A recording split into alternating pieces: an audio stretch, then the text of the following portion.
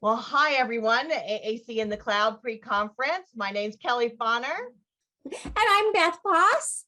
and we're going to be talking today. Let me get my screen up here about AAC systems and the categories and motor planning and pragmatic function. Oh my, all these things that we hear about. And what Beth and I want to do is take you through an understanding of how different systems are organized. That's one of the reasons of why we choose certain systems for individuals, and sometimes why systems work well and why systems don't work so well. So come along on the ride with us here through the gold yellow brick road. And Beth and I have been into this theme of Wizard of Oz in one of the units that we co-teach with the students. So it very much is applicable to what we're doing today. So my name's Kelly Fonner. I do training and consulting in educational and assistive technologies. This is my contact information, and I will turn it over to Beth. And I'm Beth Voss. I am a speech language pathologist and special educator by training. I currently work as the director of educational programs for LessonPix. I'm also on a few different boards, the editorial board for the Assistive Technology Outcomes and Benefits Journal, and I'm a board member of accessible.org. And I'm also a consultant, inclusion advocate, and co-author of Inclusive Learning 365, EdTech Strategies for Every Day of the Year. So I don't know about you, but do you sometimes feel a little bit like Dorothy and her friends when exploring all the different AAC systems that are available? I know it's like we're very cautiously moving in, and I'm not sure what I might see and what the differences are, right? Lions and tigers and bears, oh my. Pragmatic function, motor planning, and categories, oh my. Like PRC, Tobii Dynavox, AssistiveWare, oh my, right? Exactly. So let's just talk a little. Let's set a little bit of vocabulary out right now. So about an AAC system versus a device. So a system includes all the components that an individual needs to communicate effectively across all environments and in all situations. And this can include a high-tech device with a robust vocabulary set, light tech versions of vocabulary set for environments in which a high-tech device isn't practical, like by the water, in bright sunlight, certain situations where perhaps individuals, I know a few individuals who have said, I'm not willing to take my device into a setting because there's just too much of a risk that something might happen to it, right? Light tech access for spelling might be a part of that system, right? I had for many years, I had a student that I worked with who used her high-tech system all day long at school. It was a switch, two switch step scanning setup. But when she got home, she was fatigued with the motor effort that took, and she would switch to light tech access for spelling for much of her communication with her family. It was less physically fatiguing for her. So that was part of her system. There will be individuals who have a secondary high-tech device, and you may also find individuals who are using a range of mid-tech or electronic devices in addition to, or classroom settings where individual students have high-tech devices, but there's some mid-tech and electronic devices, maybe a single switch to alert somebody for something, or something that might be more accessible when they're in different types of positioning. So all of these things together constitute that individual's AAC system. We are going to be talking about a lot of different devices, though, throughout the rest of this training. So when you're thinking about an AAC system, there are some essentials that you must have. And this is a list that was created by Pat Arand. And so if you think back to what I just defined in terms of a system versus device, a lot of this will make a lot of sense, right? That a system has to provide a full range of communication. It has to be compatible with all aspects of a user's life. It should not restrict communication partners. It has to be usable in all environments and positions. And oftentimes we are looking for a device that can be used in all environments and all positions, that can be compatible with all aspects of a userless life. But sometimes that device has to expand to be a system. And that it allows and fosters growth. And I think I missed does not restrict topic or scope of communication, which is going to be a big focus of a lot of what we're sharing today. All of these things we want to make sure are a part of an individual's system. And I think that it's important to remember that all of these things don't have to happen in one app or in one device. I think there's this end of the rainbow myth that you're going to find all of these things and we're on this search for the great wizard of the one device that's going to do it all, where for the students and the adults that we know that are AAC communicators, they have a variety of systems in which they use. They might have their robust system, they might have a backup communication board, they might have low-tech systems for immediate messages or printed messages that they use. So I think if you're new to AAC, try not to go down that rabbit hole of I'm going to find the one ideal system, because I think that you will find it is many things that will come together to put these types of essentials in place. And in talking about those essentials, we know that there are certain components that have an impact on AAC usage. So Bruce Baker came up with many years ago, probably far enough back that some of you watching this won't have been around when he came up with the Baker communication equation in 1985.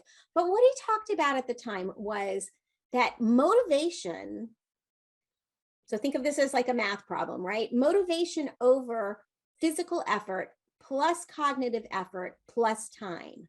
So an individual might be super motivated in order to be able to communicate, but we have to take in the impact of what physical effort. So I talked about my student who used a robust system with 2-switch scanning.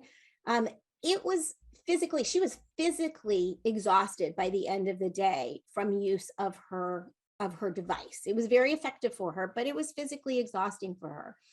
Plus cognitive effort. So think of what it takes to be able to, if you are a switch scanner, for example, of tracking, whether it's auditorily, whether it's motor planning, whether it is visually tracking what is the images across the screen, or the cognitive effort of having to, how many folders deep does an individual need to get to in order to find the vocabulary that they're looking for?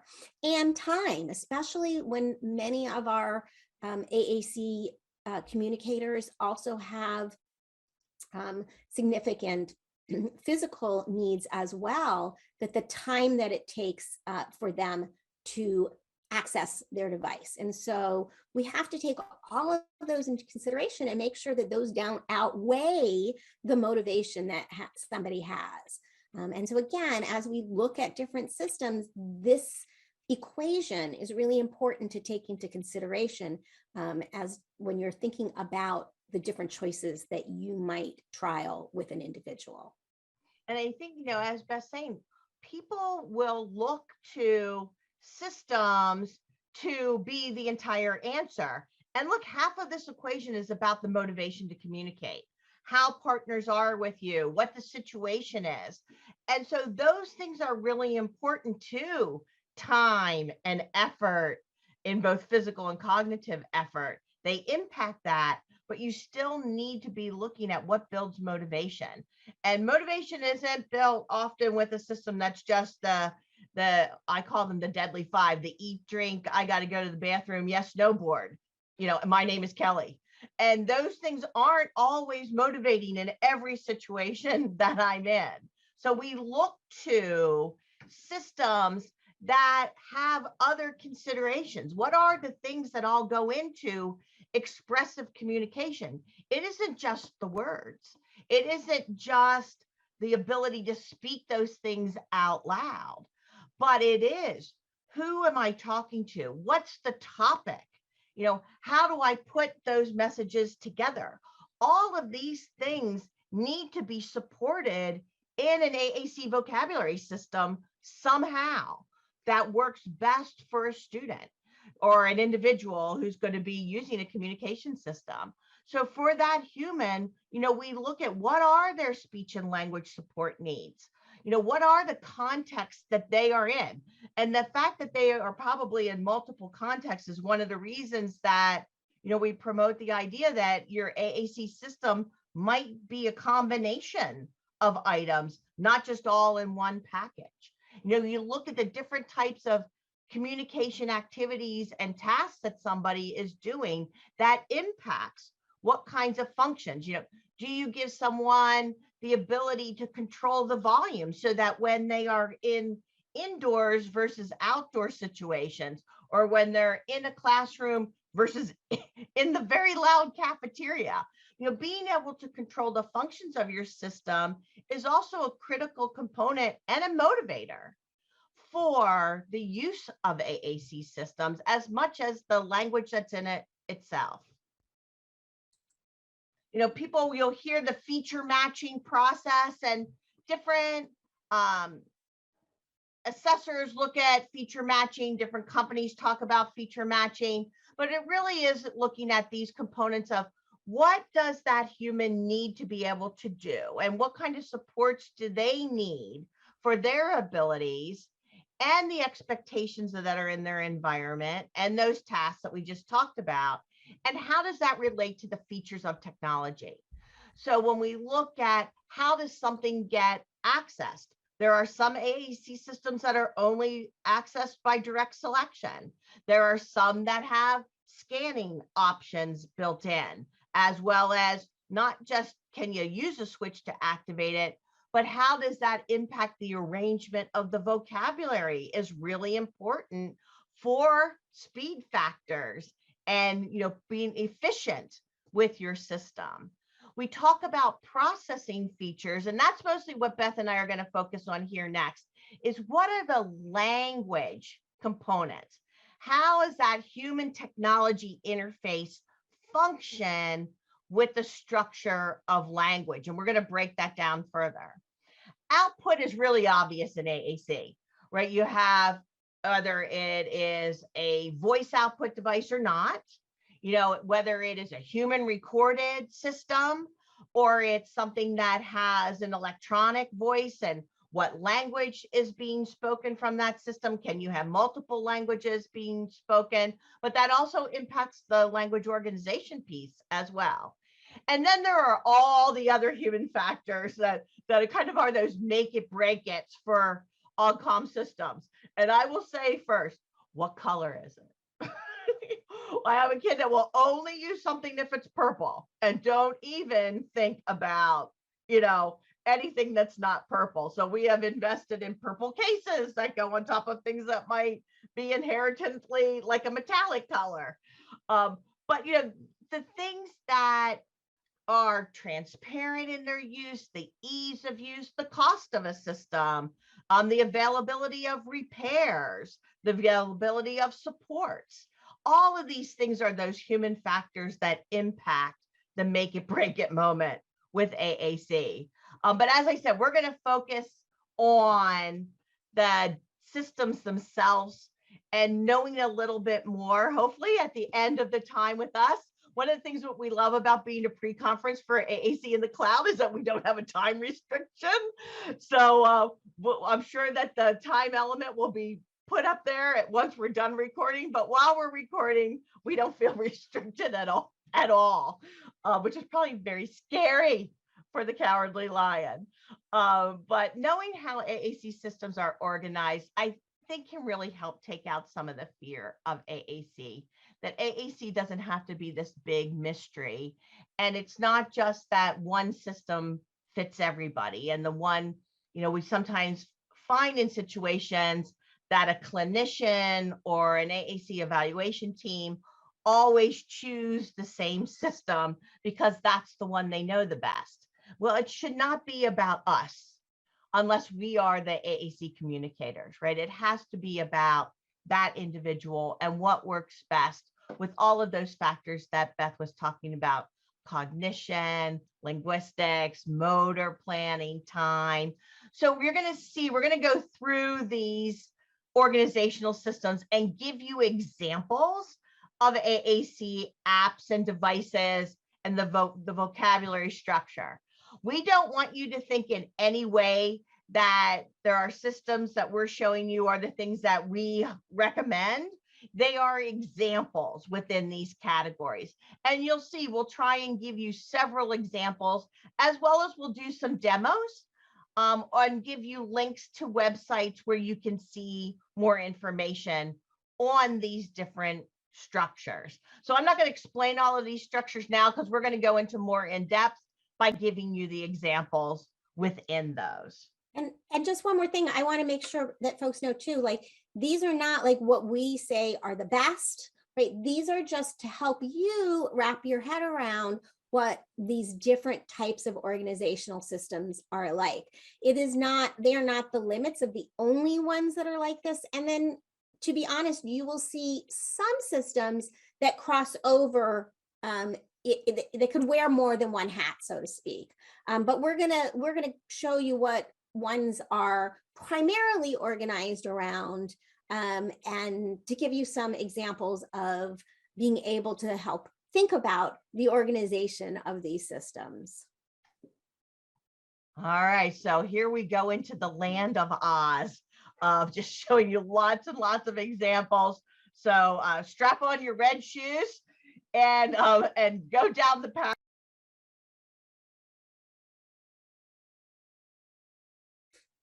So one of the system structures that's out there are called visual scenes.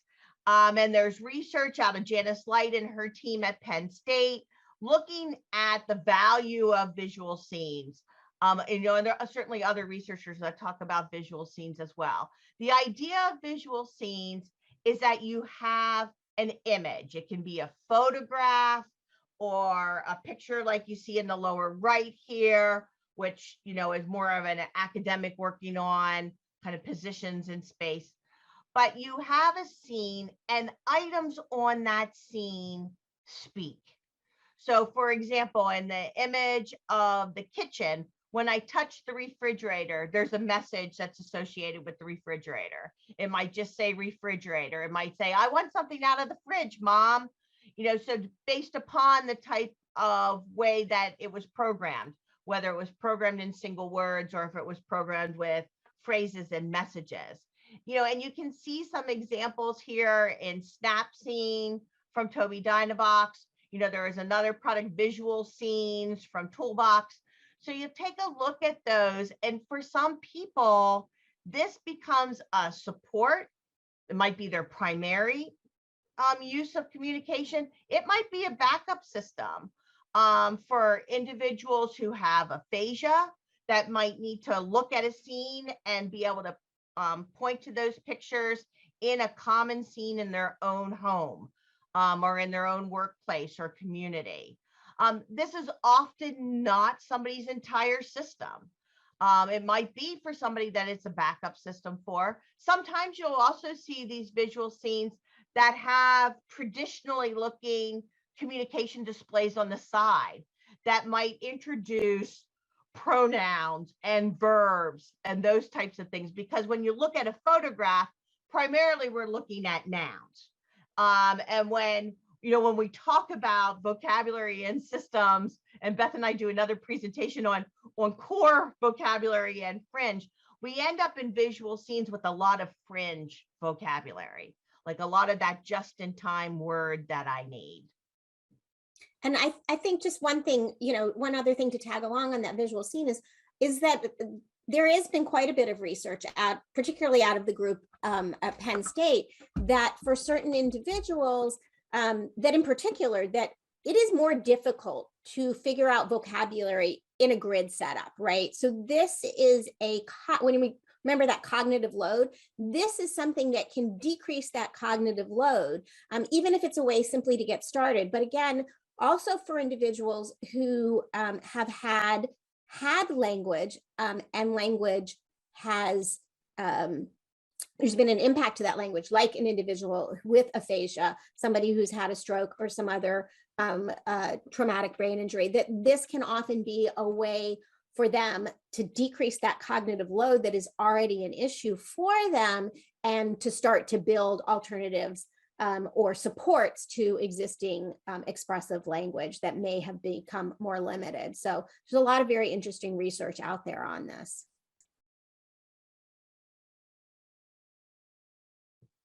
So one of the most basic structures in AAC vocabulary systems are systems that are referred to as schematic, or other, we might call them activity-based. We see these in low-tech communication boards that people might make for the puzzles, or when you're playing ball, or you're eating snack, where people might just have the words they need for that situation.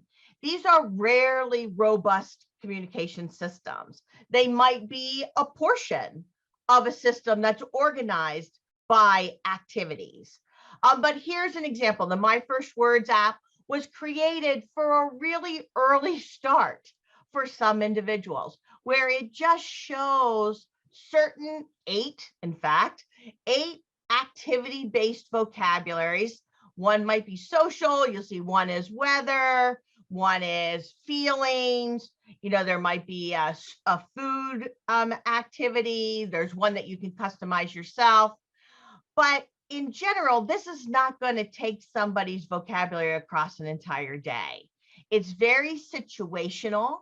And as you see here in some of the content that we have on the slides, is that there is some research that shows that young children, early communicators, learn vocabulary within an activity, but that doesn't necessarily mean that all they get is activity-based systems.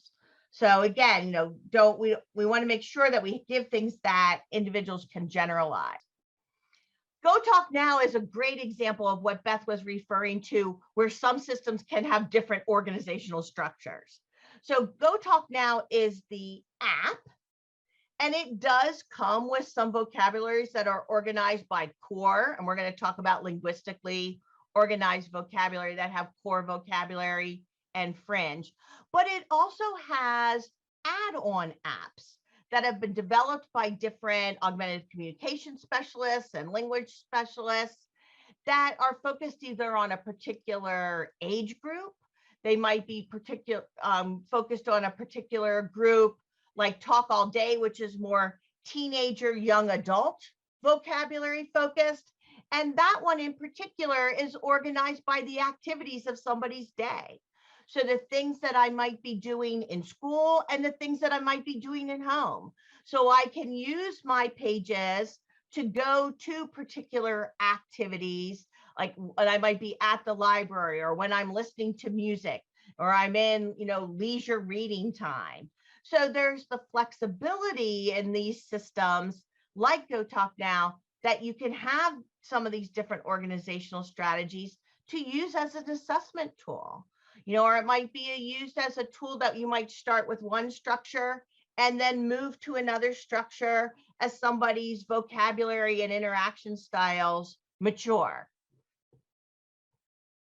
Another example of that, of a system that can be a variety of organizational systems, is Cough Drop. So Cough Drop has its pre-programmed vocabularies, but then it's also very open-ended in that you can organize the structure however you need to.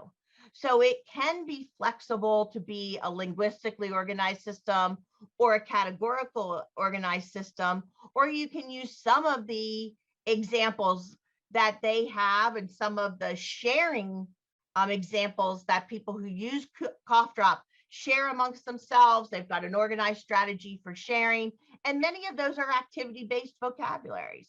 So when I'm going to the mall, what are the things that I are more likely to talk about when I go to the mall, or when I, go to, I'm thinking about all leisure activities, when I go to, to summer camp and those types of things. So I don't want you to think that cough drop is only schematic, but it does set itself up to easily move between these activity-based vocabulary systems. And remember, we're showing you the electronic versions. There are certainly printed versions of activity-based displays that are available in low-tech systems and in no-tech systems as well.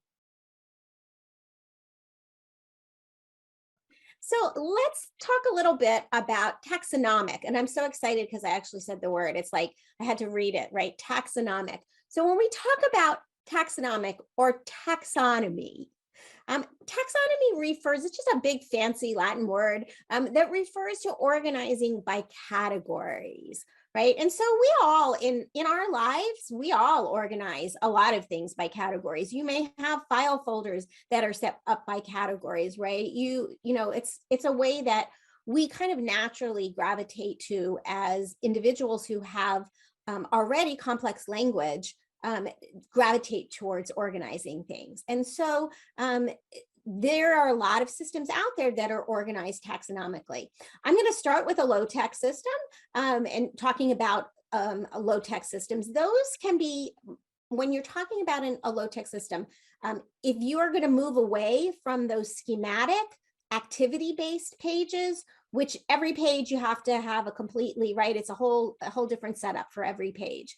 You can move easily into a taxonomic setup with a low-tech system by having core vocabulary paired as like the base of a system, paired with fringe vocabulary organized in categories as a like a flipbook style or tabbed categories to go with it. There's actually a link there to a completely free low-tech core plus fringe vocabulary set that's on the LessonPix website. You do not have to be a LessonPix subscriber in order to have access to it. And it's very much those tabbed categories across it, whether, this one was designed in order to supplement and support individuals who are using Retopia curriculum, but it can go along with any curricular or anything where you're going to be needing to talk about things in different categories. And that can also be done with any kind of a low-tech system where you're setting that up. So just a way to kind of move from that schematic, every activity is on a different page, into something that could be more robust. Here's a quick tutorial on how to use LessonPix to find and create core and fringe boards. First off, let me show you under our articles tab, the Literacy for All with Retopia with LessonPix. So whether you are a LessonPix subscriber or not, you can come right here and download the complete 30-page board set, which includes a core board and 29 fringe boards that align beautifully with Retopia, but can be used with many, many other curriculum or other settings as well.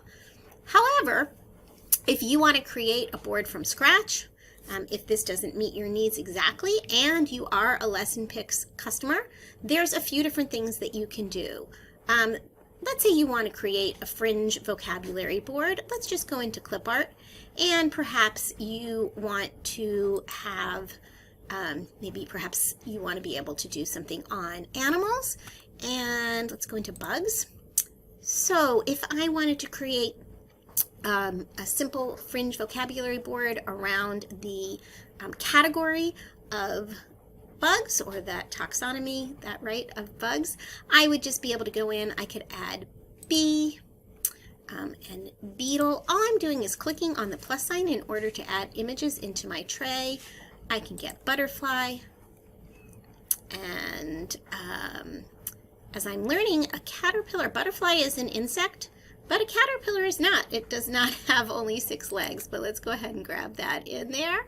We could get a cicada and perhaps a cricket, and let's go ahead and get a fly, and I could get a ladybug, and let's perhaps find a lightning bug. Let's find a moth, and I want to have a general word for bugs, so let's go ahead and just grab this one for bugs. That's going to be my category word.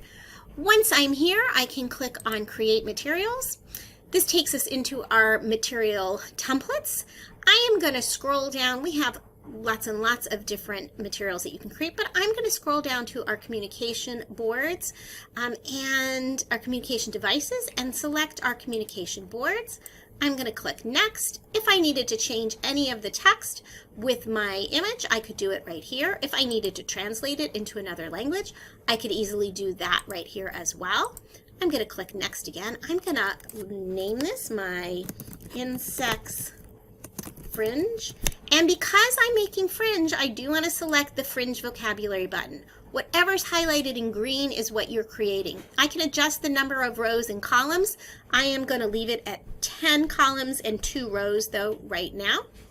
And I'm going to choose this grid layout just so I can reorganize things if I needed to. I think actually everything looks great the way it is. I want to have that bugs there as my tab. I'm actually, when I print this, I'm going to cut away those empty ones, and this is going to be part of my flipbook style setup for vocabulary, and that's going to be the tab there. But I'm going to go ahead and make the background on that just so that it sort of stands out a little bit more. Let's do orange. And I'm going to click Save Layout, and I am going to be finished. And it's as easy as that to create a fringe vocabulary board. I can certainly then download that as a PDF. And we've got it right there. Now, I'm going to close that out, and just real quickly, let's say we wanted to create or find a fringe board, a core board. Easiest thing to do, though, is to go under the Sharing Center and go under Communication, Alternative and Augmentative Communication, and I'm going to find lots of different core boards here. There's some wonderful ones that people have made. There's lots of fringe vocabulary boards here as well. There's one I really like, and I'm going to navigate to that just by searching for core board. And it's this particular one here. So I could simply download that. I'm going to have my core board ready to go along with my fringe board that could layer on top of that. And that's how easy and simple it is in LessonPix to be able to create a vocabulary board setup for your learners. Some other systems that are out there include like SuperCore, but one of the things to think about, and I mentioned this, sort of alluded to this before, that us as adults with well-developed complex language, is that taxonomic organization of language is a higher level concept than schematic, right? We have to have an understanding, the individual using it has to have an understanding of categories, which in and of itself is a linguistic concept, right? That, you know, if I'm talking about transportation, right, that includes, you know, boats and cars and trucks and bikes and all of those things, right? So you have to have, which is different than perhaps if I had a visual scene or a schematic organization of playing with my cars and trucks, right? So it's understanding that category, not just the events or the activities that a word is used. A lot of times, communication partners really like categorically organized vocabulary, taxonomically organized vocabulary, because it is easier for them to logically locate vocabulary. Okay, I mean, I do this all the time with, and if we want to, I think if we flip to the next slide, I do this all the time with a client that Kelly and I share with her system, where we're going into, and I'm like, all right, go to your groups. I might not know exactly where a word is. We started talking yesterday about butterflies and what you might find in a butterfly garden. Well, I didn't know exactly what was in her device that had that. I hadn't explored that to that degree, but I was like, all right, go to your category, go to your groups, and I think we can go to nature. And so it was easy for me to be able to predict where she should go and help me guide and model for her where she needed to go to find the vocabulary. And voila, the vocabulary she needed was actually there. It took a few hits to get to, but I had a concept of The group would be, we're talking about butterflies. That's something that's a part of nature. I know there's a nature category folder that is on this system, and to be able to go into it. With a taxonomic system, you do have the ability to store virtually unlimited vocabulary, right? You can just keep adding folders or adding pages to a folder's page sets, right? And it can allow for quicker access, just like that example of access to related vocabulary. I wanted to find butterflies, but we needed to talk about other things that were related to butterflies. However, it may also require more hits to access, like more pushes of the button, more switch hits, whatever it is, to access the different vocabulary needed to construct a sentence. Because if some of the grammatical and linguistic terms that we need, vocabulary that we need, are not in that page, I may have to leave that page and go and find something and come back if I'm talking about trying to construct a more complete sentence. And so it's sometimes a little more challenging to integrate the syntactic, morphological, grammatical structures within that. And what you'll see happen in some systems, like the SNAP core examples that are here, is that they'll use some ways to try and be more efficient with that moving around. Because it does, if you start on a page that's got core vocabulary and then you go to one of the word lists, now you're just completely within that word list. How do I go back? And so you'll see in one of their options to have that left-handed column that moves you to core words, that moves you to kind of your descriptive words, so you can quickly move and get the words to make your sentence, versus, as Beth said, in a schematic system, you might have all of those words on one page. But it is about how somebody's thinking and how somebody organizes that language. And just one other system, again, there's different levels of complexity of systems. Another one is Communicator by Crick software, the same folks that, bring you Clicker, writing tools.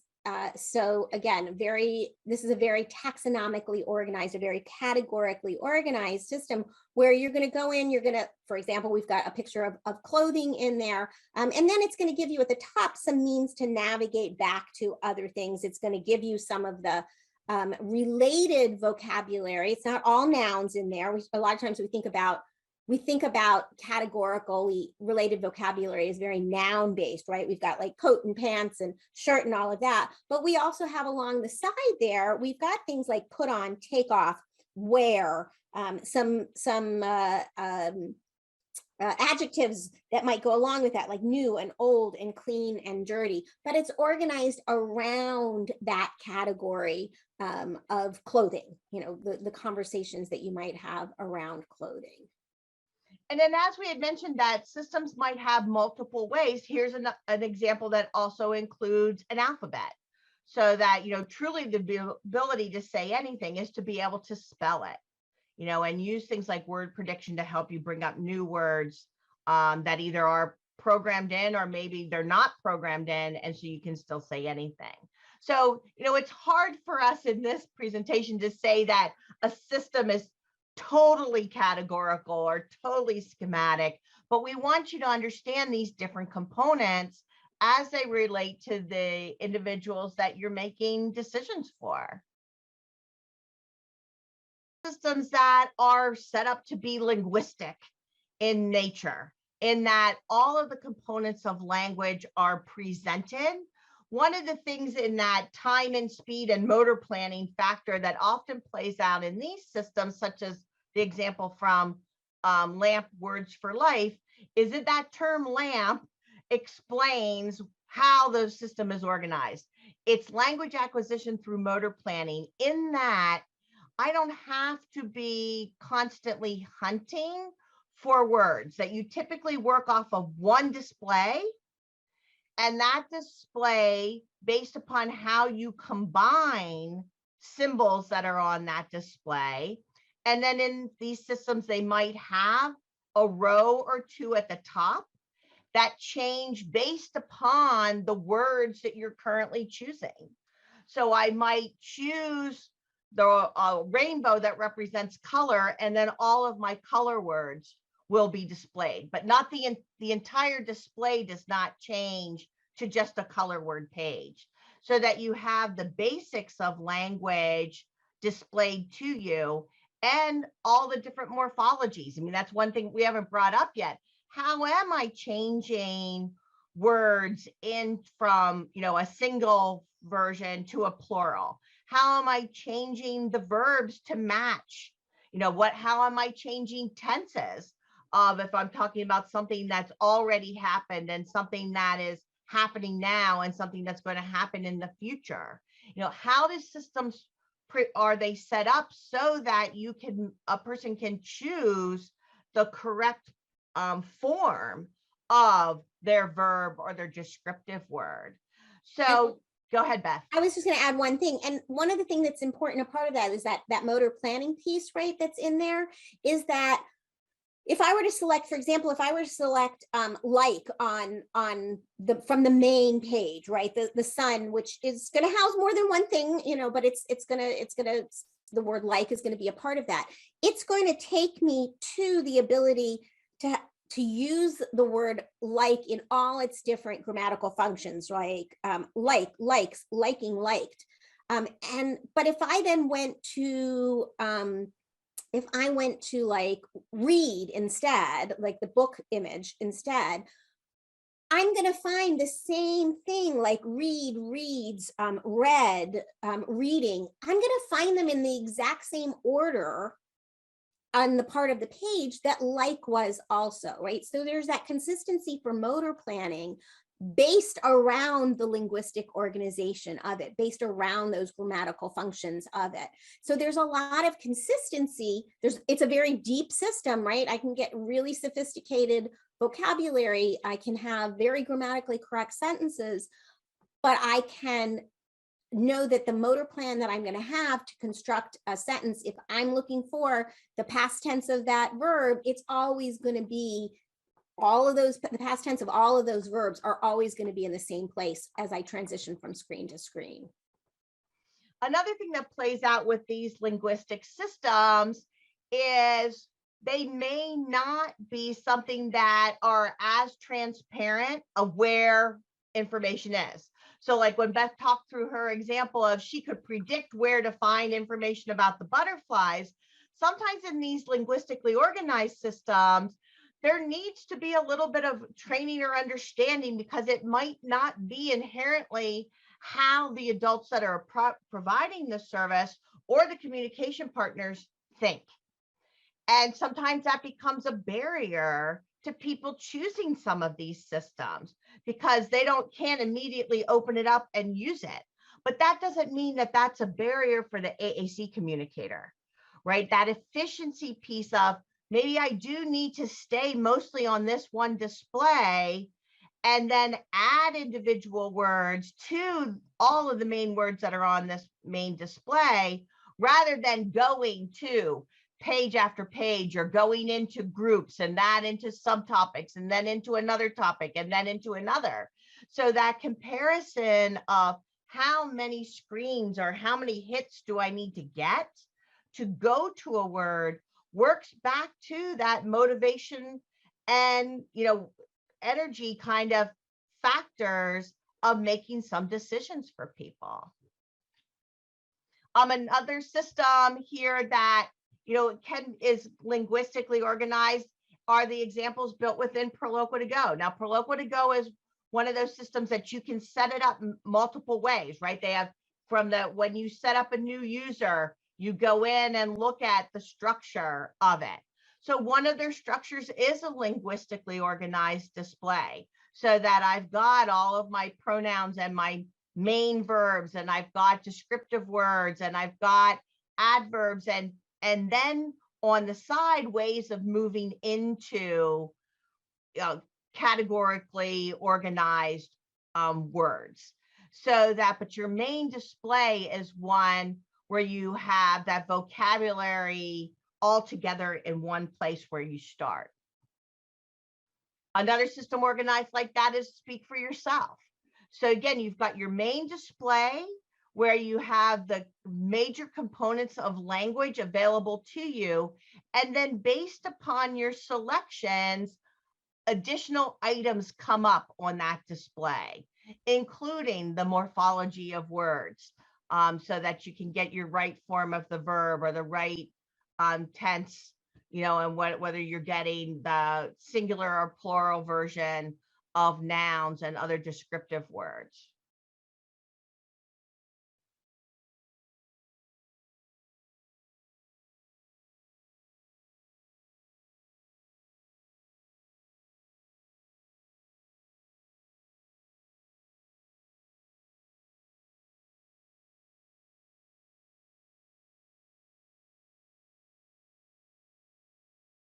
Another system that's linguistically organized is POD. POD is the pragmatically organized. So it's organized based upon pragmatics. And some people might say that might need to be just a whole nother category, because there's also been newly developed another pragmatically organized system from Smartbox Technologies, where we look at the pragmatics of what we're saying and who we're saying it to.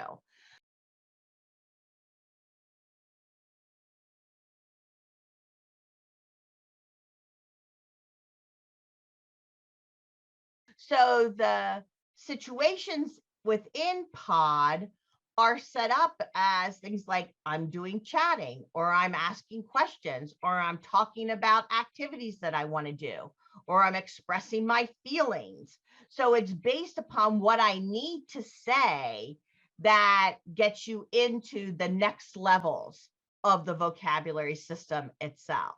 This is also one of the vocabulary systems when Beth was talking earlier about the different ways that things are presented, that is, has electronic and non-electronic formats of POD, which becomes a big consideration for individuals that maybe I'm not accessing my electronic system through my eye gaze all day long, or through my switch access all day long. Maybe I do need to have times where I'm using a low-tech system with the support from partner assisted scanning. And so you'll see that some of the vocabulary systems lend themselves more to those types of situations than others.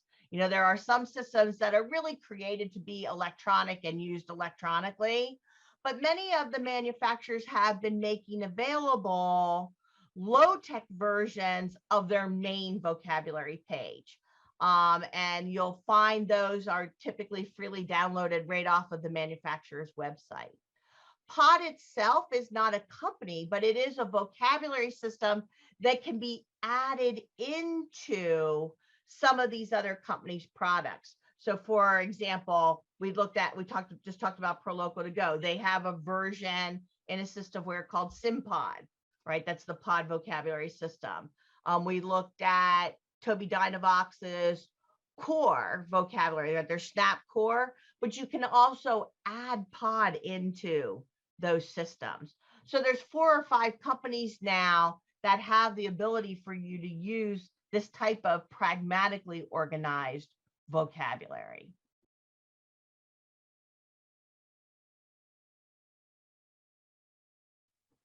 So let's talk about topical. So this is where topical organization is where portions of the system are organized based upon conversation topics.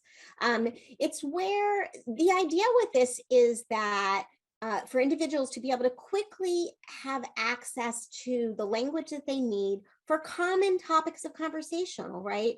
And things like the situation, the time of day, need for assistance, phone calls, jokes, etc. Now, it can be a part of a system, right? So again, this is portions, right? A whole system might not be simply topical. That would, a lot of times that's also that schematic in there, but it's, but where a portion of it is set up, and then other portions are set up linguistically or taxonomically. So one particular system, one particular device system that was created specifically to have this topical organization is TalkSuite. When you're in TalkSuite, you are the very first thing that you get in your menu is Do I want to go through core, or do I want to be able to talk about my life or have jokes? Do I want to have access to my keyboard? And then there's also one called Talk Topics. And so some of the talk topics there are things like meeting people or mourning or cooking or hanging out. And if I were to go into hanging out, it would take me into things like, let me show you something. No way. What do you want to do?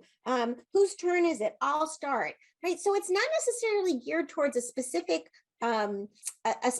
situation. Like those might be things that might be part of like playing a game, but they might be just part of kids, teenagers, whomever hanging out. And so to be able to access that very easily on that topic of like, these are things related to just hanging out. Again, some of that is pragmatic as well. Like when we talk it, it's very hard to box these things into specific areas, right? So these are pragmatically organized, topically organized as well, when you kind of get into all of that. And one of the things I just want to point out, because we've got the picture down there in TalkSuite, because it's important to talk about what the communication partner, we've already mentioned that, like with taxonomically organized systems, a communication partner might be more comfortable with that, right? It's easy for me as an adult with a complex language background to be able to organize things by topics. We talked about that sometimes the linguistic organization may be a little bit more challenging, although there are strategies built into specific devices for being able to find vocabulary. TalkSuite has a really very cool feature where it allows you to model on for example, on your iPad, on your iPhone or another device, and be able to model how to help somebody navigate to parts of their screen. So it's going to provide, like, you as the adult are doing it on yours. You don't have to touch that other individual's system, but then it will show you how to do that. And I think Cough Drop just added that feature as well. So that ability to help move, model on your own device, but be able to very visually show someone on their system where they might go. So I just wanted to point that out because we have that picture there. That might go across different types of organization systems, but that feature of some setups that are out there. And it also speaks to having the right technology for the situation, so that, I've got a vocabulary system, not all of them can be shown on an iPad and a tablet and on a phone, an Android phone or an iPhone. But if you have that need, I have one high school student that would not use a system that was any larger than a phone. But there were situations where, the vocabulary that he needed at that time and in that situation were displayed on a larger display, but he mostly walked around high school with that phone. And so one of the big decision makers was which organizational system could be usable by him on multiple formatted technologies. So another topical system is the free speech, right? This one is really very cool because it actually shows visual branches or it's like a graphic organizer, right? To help an individual understand and see how vocabulary is related from one thing to another, right? And with it, sometimes when you've got a topical system, you're going to see vocabulary that is going to then predict related words that you might need to go along with it. So I know Kelly's going to do a little demo of this one, but I've never seen another system that does this type of a visual display to be able to show it. There was a system out, and it kind of comes in and out. I know some people that still use it, but it's not currently available, called Acorn. And Acorn was developed by a dad of an AAC communicator, which some of these other technologies that we've been seeing have all come from family development and changes over time. And it very much was built on that idea of I'm going to pick food, and from there, I'm going to get linked to things that are related to food that will link me to the next thing, and then help people put their messages together over time.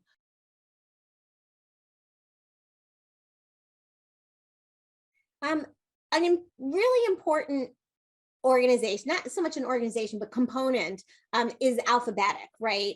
First of all, I want to preface this by saying every robust system should have access to the alphabet. And without access to the alphabet, we are automatically limiting our AAC communicators to the words that somebody else has decided should be on their system. So every robust system should have access to an alphabet, even completely low-tech systems. That's as simple as adding an alphabet board to a low-tech system. But there are some systems that are set up very specifically around spelling and word prediction. So for individuals who have a level of literacy skill that this is more functional for them than simply using picture images, right? So oftentimes these spelling and alphabetic systems are set up so that they have the alphabet, also common words and word prediction as a part of it. Now there still may be color coding. So some of the things that you might notice in these is that there may be color coding for parts of speech, which is a linguistic component that you will see across lots and lots of different systems. So, for example, that, green is associated with verbs and that blue is associated with pronouns, whatever that might be, that yellow is associated with pronouns and that blue is associated with small words or descriptive words, depending on what system you have. Remembering though, that is something that you have to have some explicit instruction in order to, right? We don't automatically, you and I might automatically think, oh, actions, that makes complete logical sense that actions are with green. Well, that's because as an adult, we've learned that green is go is an action. So thinking about the way that that there is some of these layers of organization on top of things, and what you might need to do to explicitly teach these concepts to the AAC communicators that you are working with. Now, WordPower is an example of an alphabetic system. WordPower also has completely picture-based systems, or primarily picture-based systems. Many systems will have smaller words like is and it and that and this and I and me that are just text-based, because if you're going to learn the image for is, you may as well, which is a completely abstract concept, you may as well just learn that word, right? IS, as well as, anything else that you have. So there is that in other systems in addition. However, there are oftentimes adults who have already established literacy, who may have lost expressive language, oral language skills, who gravitate towards an alphabetic system because spelling comes quickly and easily to them, and they don't have to develop associations of what those images represent for them. One of the things that's important to look at too with alphabet systems is how's the alphabet laid out. So we see two different examples here in WordPower, where the top example is laid out the typical QWERTY, QWERTY style, for people that are touch typists. But the display that things are on aren't always something that you're touch typing with. But a person might already be familiar with a standard keyboard. And so therefore that makes sense for them to have things organized that way. You'll sometimes see the alphabet organized in alphabetical order, because that's what makes the most sense to that user. In the lower right-hand image, this is one of the organizational systems for a switch user, so that, or an eye gaze user, or a head stick user, somebody that needs the letters put in a more efficient, organized pattern. This is the ETA pattern, so that the letters that are the most frequently used are at the beginning of the scan. So they're up at the top and left of the scan, and the least frequently used consonants are down at the bottom and right of that scan block. So, depending upon how the scan display happens, those kinds of things are going to impact your organization of the alphabet. So again, back to that motor planning piece. What's most efficient in motor planning for that alphabetical display? So a lot of alphabetic systems will also have pre-stored messages, and so predictable is one of these where it's going to have messages where you can easily access them. It might be based on a particular picture that is put in there. It may be based on expansion. So like, is this a perfect example, right? Like WYD, what you doing? The idea that you can have pre-stored messages under specific combinations of text that you put out there. There's also predictable, you're seeing here with that is a logical response after saying, how are you? It's going to predict some things that are logically going to come from that as well.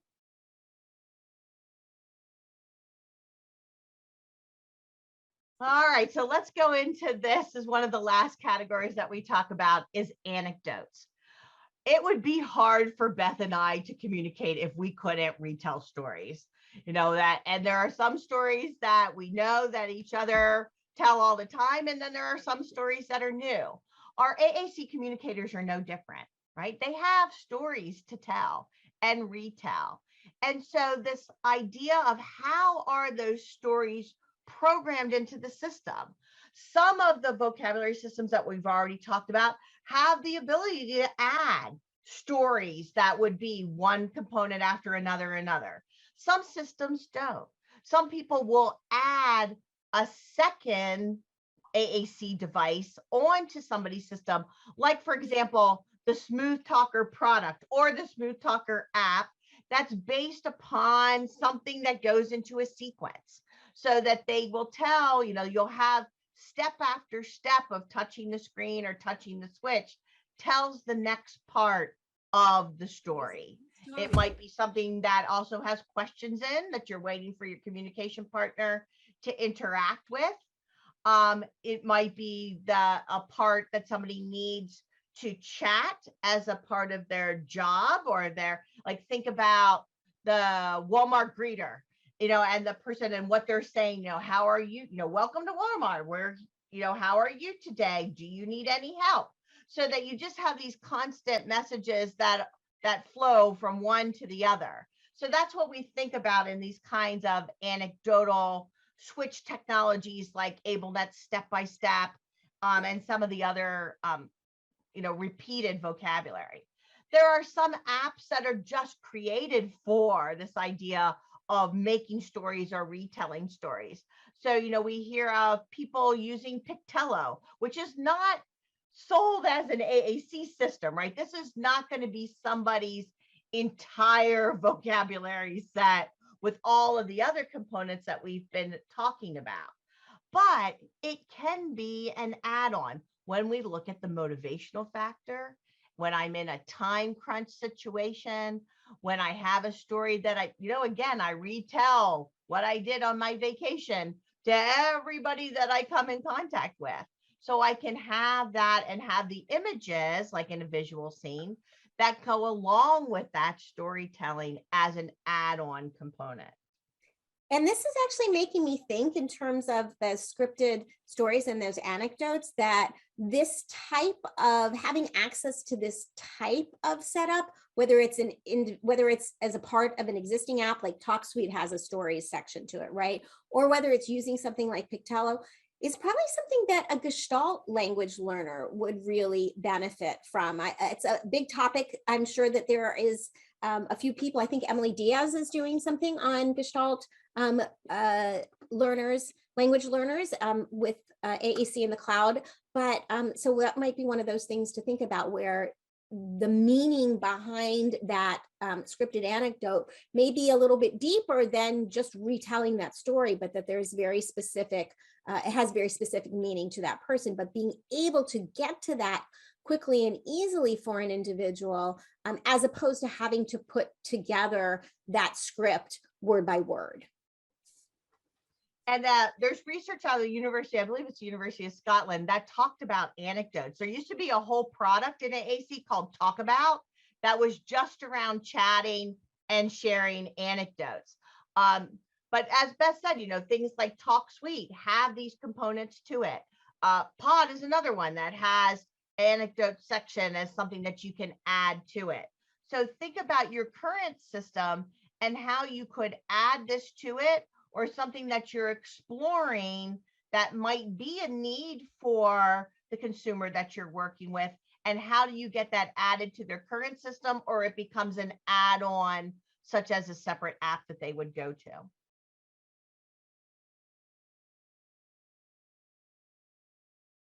So one of the things in all of the systems that we've been looking at that you need to think about is, how do we enhance the rate? So, Beth talked when we began about timing as a factor and efficiencies as factors.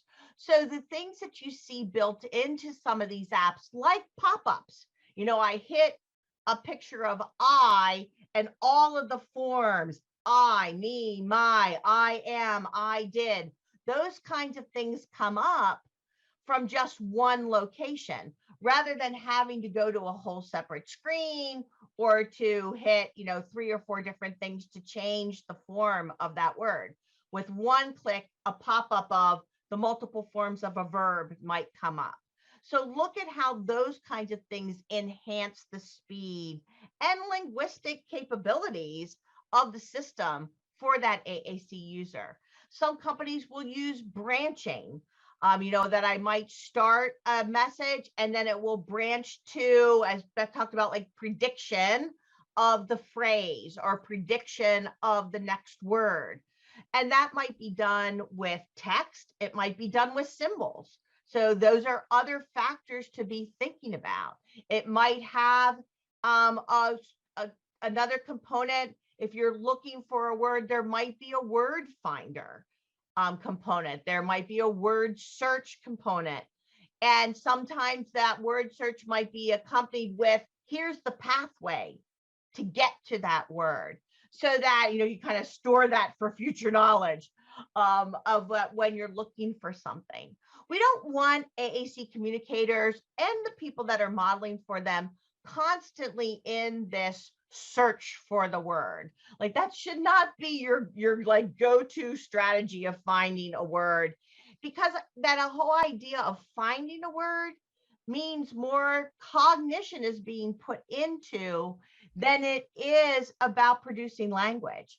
So the importance of matching up the vocabulary organizational system with how that person is thinking really makes an impact on their ability to be an efficient communicator. So think about things like pre-stored messages as a way to helping enhance those speeds. A couple things to think about.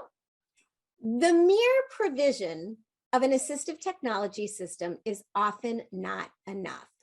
Thus, identification of actual or potential opportunity barriers is a critical component of the assessment and implementation process. So that's from Buchelman and Miranda. We know that just plopping down a system in front of an individual is not going to make them an effective communicator. And so by looking a little more deeply at what might be a barrier for an individual can really help us critically think about what systems should we put in front of these individuals that are then going to lead us down that yellow brick road of successful implementation. So a thought for you. You won't be able to respond to this because this is pre-recorded, but we hope that you'll take a moment and pause and think, how does considering the organizational structure of a device, along with what you know about that individual communicator that you're supporting, help you determine what you might trial. So think about the different organizational systems and what you know about that particular individual, the level of their language skills, what motivates them to talk. Are they highly social communicators? Do they have particular passions and they need to be able to get to very specific vocabulary in order to discuss those particular passions? Those are all things that might help you determine what you trial. Some other things that you might consider might be systems or devices that are already used in the classroom. Is that going to decrease the training load? Is there going to be motivation because another AAC communicator is going to be modeling the same system? That might be something that you're thinking about. Wouldn't be the only thing, right? You might be thinking about motor access options. That might be driving your choices for trialing. Is you must have something that has a particular motor access option. What are the supports for training, whether that's from the manufacturer or from experts that you have access to? And then what are family preferences, including languages, family language, the home language in that family? So that organizational structure is really important, but it's of course not the only thing. So there we are, the yellow brick road of AAC organizational systems. This session is not just one on assessment, because there are so many other components to be thinking about in AAC assessment, as Beth has just talked about. But hopefully we've been able to shed some light on that organizational structure component that puts the language together and give you some ideas of what those components help you get to that trial in your feature match process. So thanks so much for joining us. Thanks, everybody.